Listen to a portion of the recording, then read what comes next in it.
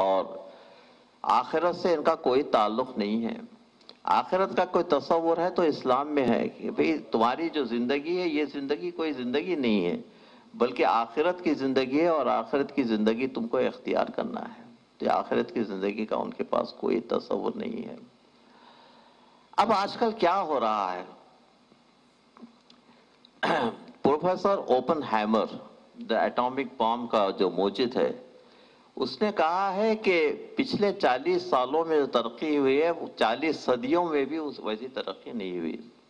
انسان کی جو ترقی ہوئی ہے 40 برسوں میں، 40 صدیوں میں بھی وہ ترقی نہیں ہوئی۔ اور بہت بڑا بایولوجسٹ اور سائنٹسٹ وہ رابرٹ اوپن ہیمر، تو ایسا رابرٹ مرسیس اس کا نام تھا، اس کے وہ یہ کہہ رہا تھا کہ اگر انسان ڈی این اے کو کنٹرول کرنا سیکھ جائے تو ڈی این اے کو کنٹرول کرنے کے بعد وہ ایسے اسپیشیز پیدا کر سکتا ہے جیسے کہ وہ چاہتا ہے اس کے بعد، اور اس کے علاوہ ان اسپیشیز کے ذریعے سے وہ انسان کی دماغ میں اگر جو چیزیں تبدیلی چاہتا ہے وہ تبدیلی پیدا کر سکتا ہے۔ تو ایسا انسان پیدا کرنے کے قابل ہے اس سائنس اور ٹیکنالوجی کی وجہ سے کہ وہ شیطان نما ہو اور انسان نہ ہو بلکہ ایک شیطان نما انسان ہو۔ ایسا انسان پیدا کرنا چاہتا ہے، اور ہو سکتا ہے کہ آئندہ ایسا انسان پیدا ہو۔ لیکن ان سب چیز ترقی کے بعد کیا ہو رہا ہے؟ ان ترقیوں کے بعد اب جو ہو رہا ہے وہ دیکھیے کہ جرائم کی تعداد میں اضافہ، اب جو کریمنل ریٹس ہیں اور ریٹ آف کرائم کے جو ریٹس ہیں وہ بڑھتے چلے جا رہے ہیں، اور کیلکولیشنز کے لحاظ سے ہر 5 منٹ میں ایک قتل، ہر 5 منٹ کے بعد، ہر 5 سیکنڈ کے بعد ایک قتل، ہر 5 سیکنڈ کے بعد ایک چوری، ہر 24 سیکنڈ کے بعد آبرو ریزی۔ تو اس قسم کی ساری چیزیں جو ہے وہ ترقی یافتہ ممالک پہ ہو رہی ہیں۔ اور اس کے علاوہ کسی زمانے میں لوگ یہ سمجھتے تھے کہ شراب نوشی غربت کی علامت ہے، لیکن شراب نوشی اتنی کامن ہو رہی ہے آج کل کے زمانے میں کہ شراب نوشی کے بغیر کوئی کام نہیں ہوتا، اور شراب نوشی کے بعد انسان باقی نہیں رہتا، اور تو سارے فسادات اور ساری آبرو ریزی کے جو سارے واقعات ہیں، یہ ساری چیزیں جو ہے وہ سب شراب نوشی کا نتیجہ ہے۔ تو جرائم کی تعداد میں اضافہ اور شراب نوشی، یہ ساری کی ساری چیزیں جو ہے یہ موجودہ تہذیب کا نتیجہ ہے۔ اور اس کے علاوہ ہپیزم، آپ نے دیکھا ہے کہ ہپیزم وہ کیا ہے، وہ اسٹیبلش سویلائزیشن سے ان کا انقلاب ہے، وہ چاہتے ہیں کہ وہ اس میں باقی نہ رہیں۔ تو یہ ساری چیزیں نوجوان کر رہے ہیں، اور نوجوان یہ ساری باتیں اس لیے ہیں کہ ان کو اپنا مقصد زندگی معلوم نہیں ہے کہ مقصد زندگی کیا ہے انسان کا، وہ انسان کے مقصد زندگی سے واقف نہیں ہے۔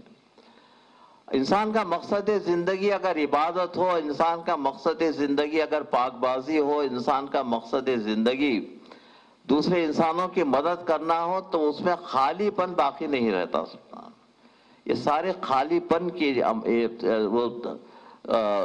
ہالونیس آف دی سول کی علامتیں ہیں، اور یہ بیماریاں ہیں، نفس کی بیماریاں ہیں، جس کا اسلام نے قرآن میں ذکر کیا ہے کہ یہ آنکھ رکھتے ہیں لیکن دیکھ نہیں سکتے، یہ کان رکھتے ہیں لیکن سن نہیں سکتے، یہ دل رکھتے ہیں لیکن کچھ سوچ نہیں سکتے۔ تو انسان اس مقام پر آ کر اس وقت پہنچ گیا ہے۔ اس کے علاوہ دیکھیے سویڈن میں کیا ہو رہا ہے۔ تو سویڈن میں یہ ہے کہ وہاں کی ایوریج انکم $20,000 ہے پر پرسن جو ہے۔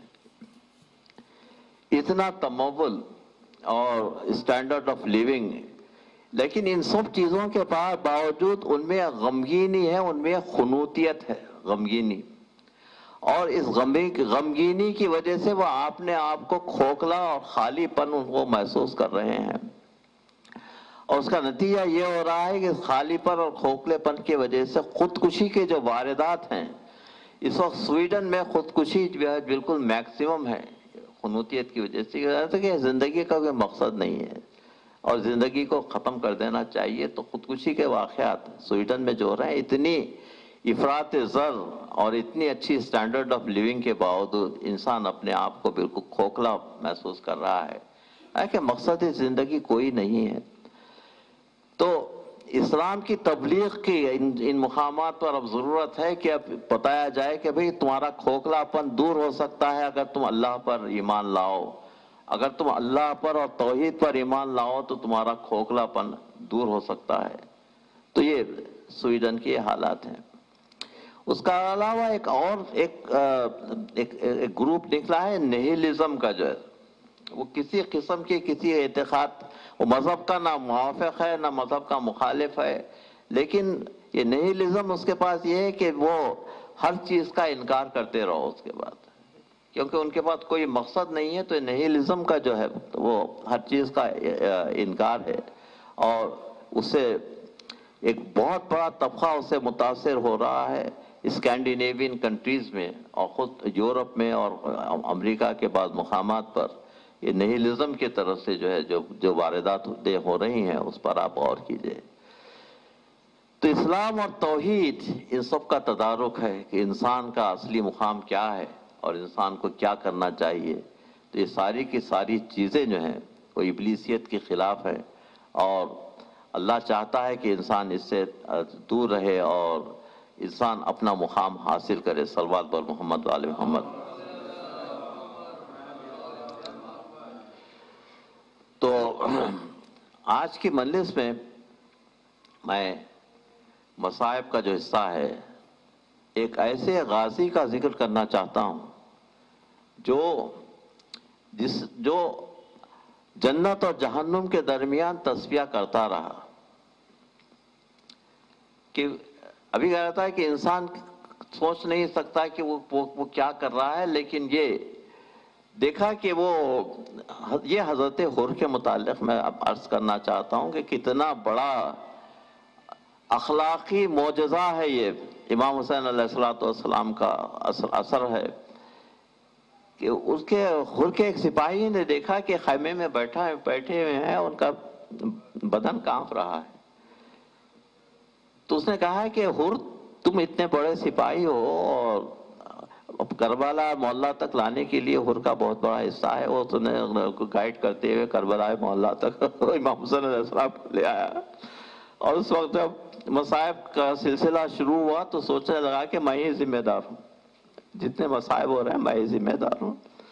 تو اس نے کہا کہ تو سمجھ نہیں رہا ہے، میں جنت اور دوزخ کے درمیان میں فیصلہ کرنا چاہتا ہوں کہ مجھے کیا کرنا چاہیے. تو اس کا بیٹا بھی وہاں تھا، اس کا غلام بھی وہاں تھا. اس نے کہا کہ حضور آپ جو بھی کرنا چاہتے ہیں کیجئے، ہم آپ کے ساتھ ہیں.